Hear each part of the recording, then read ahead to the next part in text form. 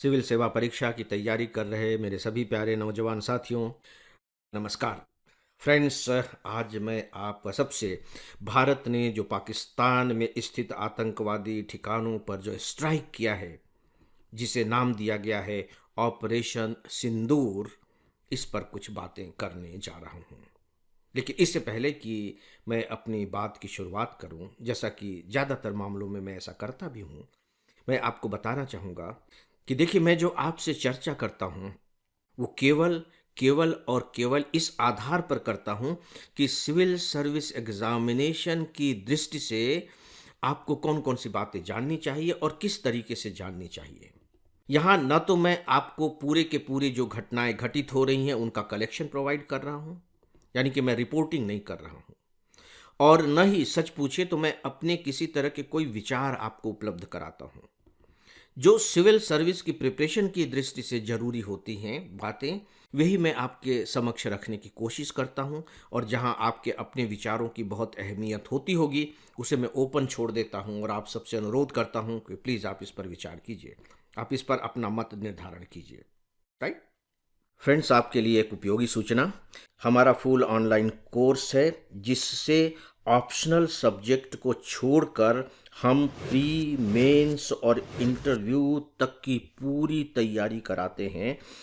इसके सभी 1000 घंटे के लेक्चर्स वेल एडिटेड और एनिमेटेड हैं।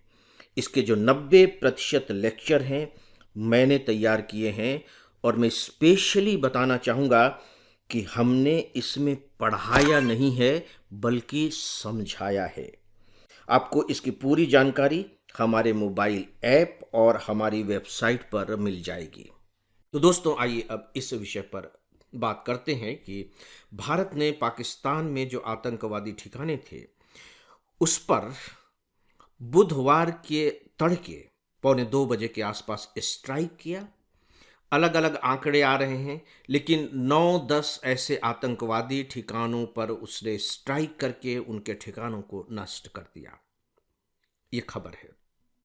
सेना मुख्यालय ने इस पर जो अपनी खबर दी है उसमें उसने साफ तौर पर कहा है कि हमने किसी भी रिहायशी एरिया में स्ट्राइक नहीं किया है, और न ही हमने पाकिस्तान के जो सैन्य बेस हैं उन पर स्ट्राइक किया है। हमारा उद्देश्य बहुत स्पष्ट था, आतंकवादी ठिकानों पर स्ट्राइक करना। और अगर हम अभी का आधार मान करके चलें तो भारत को इसमें काफ़ी सफलता मिली है। अब ये बात अलग है कि वहाँ आतंकवादी रह रहे थे या नहीं रह रहे थे और कितने लोग रह रहे थे, क्योंकि ये भी माना जा रहा है कि वहाँ से जो आतंकवादी हैं हट करके सुरक्षित ठिकानों पर चले गए थे, रिहायशी एरियाज में चले गए थे। अब इसके बहाने दोस्तों हम कुछ दूसरे तथ्यों पर आते हैं। इसे नाम दिया गया है ऑपरेशन सिंदूर। मैं ये आपके ऊपर छोड़ता हूं सोचने के लिए कि ऑपरेशन सिंदूर नाम इसे क्यों दिया गया है।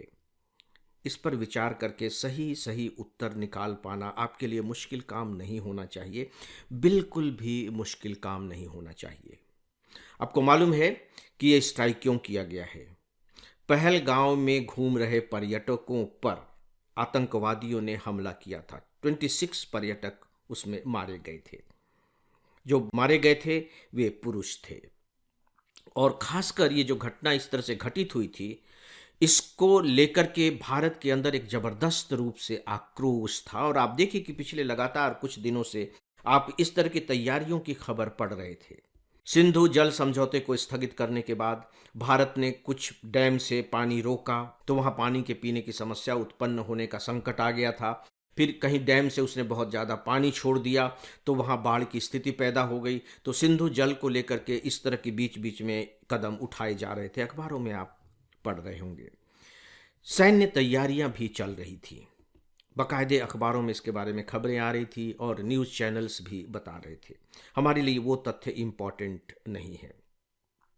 इस बीच में पाकिस्तान क्या कर रहा था और भारत क्या कर रहा था डिप्लोमेटिक लेवल पर, इसे जानना सिविल सर्विस एग्जामिनेशन की दृष्टि से इम्पॉर्टेंट है।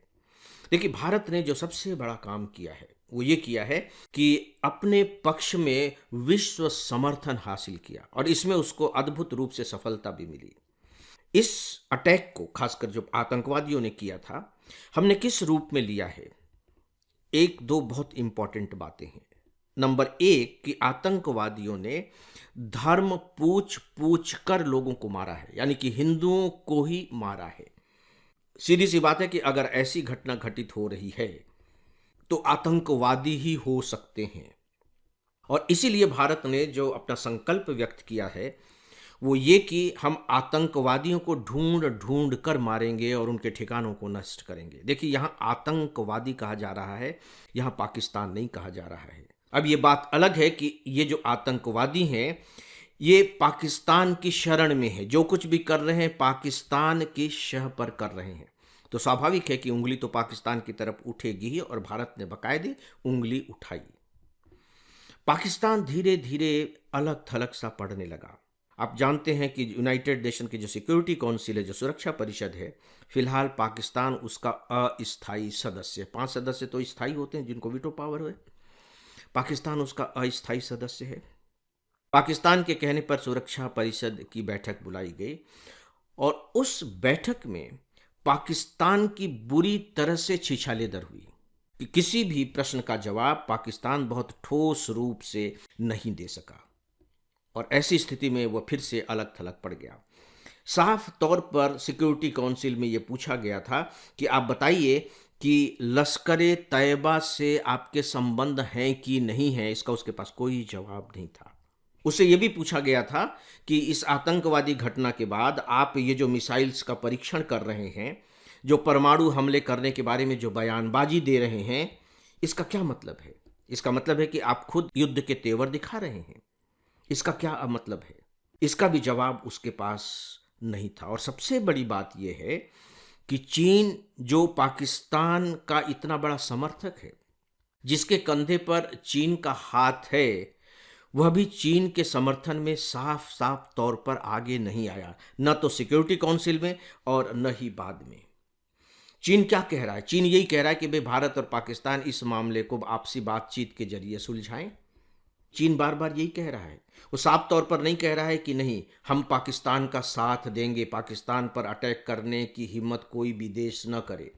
क्योंकि सवाल यह भारत और पाकिस्तान का नहीं है, यह बात आपको ध्यान रखना होगा। सवाल आतंकवादियों का है, क्योंकि अभी आतंकवादियों से केवल भारत परेशान नहीं है, पूरी दुनिया परेशान है। अमेरिका के बारे में आप जानते हैं, पूरे यूरोप में कहाँ कहाँ किस किस तरह की घटनाएं होती रहती हैं, अखबारों में आप पढ़ते रहते हैं। और सवाल यह कि क्या चीन परेशान नहीं है? पाकिस्तान के बलूचिस्तान एरिया में चीन ग्वादर बंदरगाह बना रहा है, और ग्वादर बंदरगाह में काम करने वाले जितने भी लोग हैं वो चाइनीज़ हैं। इन चाइनीज़ पर बलूचिस्तानी आर्मी के लोग लगातार अटैक करते रहते हैं, और अभी तक के आंकड़ों के अनुसार लगभग 32 चीनी नागरिक मारे गए हैं।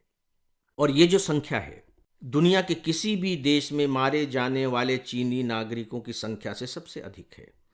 तो कहीं ना कहीं चीन भी पाकिस्तान से परेशान है।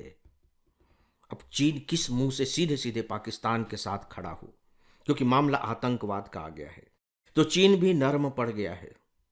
ऐसी स्थिति में आप सोच करके देखिए कि पाकिस्तान की स्थिति क्या है। दोस्तों, इसी दौर में एक शब्द उभर करके आया है, और मुझे लगता है कि इसके बारे में आपको जानना चाहिए प्री एग्जामिनेशन की दृष्टि से।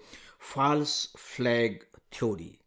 फॉल्स यानी कि झूठा, फ्लैग का मतलब होता है झंडा, थ्योरी ये है क्या? फॉल्स फ्लैग जो थ्योरी है उसका उद्देश्य क्या होता है, ये क्या है? फॉल्स का मतलब है झूठा।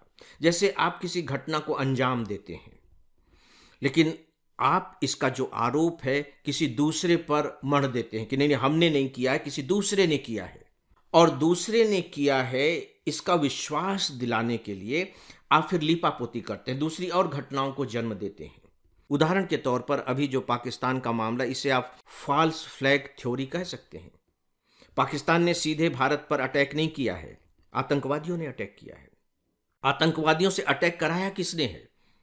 पाकिस्तान ने। लेकिन पाकिस्तान लगातार इसको डिनाई कर रहा है कि नहीं नहीं नहीं नहीं, हमारा इसमें कोई हाथ नहीं है, हम इसकी निष्पक्ष जांच कराने के लिए तैयार हैं, अगर चाहें तो निष्पक्ष जांच कर लें।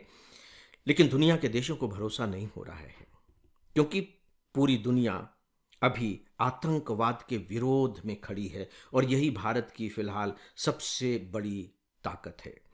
दोस्तों, पाकिस्तान की जो आंतरिक स्थिति है वो कितनी बुरी है, आपसे छिपी हुई नहीं होनी चाहिए। आपको मालूम है कि कुछ समय पहले बलूचिस्तान में किस तरह से ट्रेन को रोक लिया गया था और उसमें कितने आर्मी के लोग मारे गए। वहाँ के जो जनरल्स हैं, जो सेना के बड़े बड़े अधिकारी हैं, गले तक भ्रष्टाचार में लिप्त हैं। राजा महाराजाओं से भी बढ़कर के वो विलासिता का जीवन जी रहे हैं। वहाँ के जो आतंकवादी ग्रुप्स हैं वो राजनेताओं को कंट्रोल करते हैं, बिना उनके समर्थन के वो चुनाव नहीं जीत सकते। और पाकिस्तान की इतनी हिम्मत नहीं है कि वो बलूचिस्तान और खैबर पख्तूनख्वा में घुस सके। उनकी हिम्मत नहीं है कि वो वहाँ जा सके। उनकी आर्थिक स्थिति बुरी तरह से खराब हो चुकी है, कमर उनकी टूट चुकी है। पीओके में कोई विकास काम नहीं हो रहा है और पूरा का पूरा जो पाकिस्तान ऑक्युपाइड कश्मीर है, वहाँ के लोग बुरी तरह से परेशान हैं और लोग सड़कों पर उतरे हुए हैं। पाकिस्तान की आंतरिक हालत ये है और ऐसी स्थिति में पाकिस्तान इस तरह के तेवर दिखा रहा है। तो पाकिस्तान अंदर से सच पूछे तो खोखला हो चुका है, कमज़ोर भी हो चुका है और कहीं न कहीं भयावह रूप से डरा हुआ भी है। लेकिन देखते हैं कि आगे घटनाएं क्या रूप लेती हैं। लेकिन अभी तक की जो स्थिति है वो ये है और आपकी जानकारी में स्थितियां इसलिए होनी चाहिए कि आगे की समीक्षा के लिए ये जो स्टेजेस हैं आपकी बहुत मदद करेंगे। तो दोस्तों, इस विषय पर फिलहाल बस इतना ही और अब डेली ऑडियो लेक्चर को यहीं समाप्त करता हूँ। नमस्कार।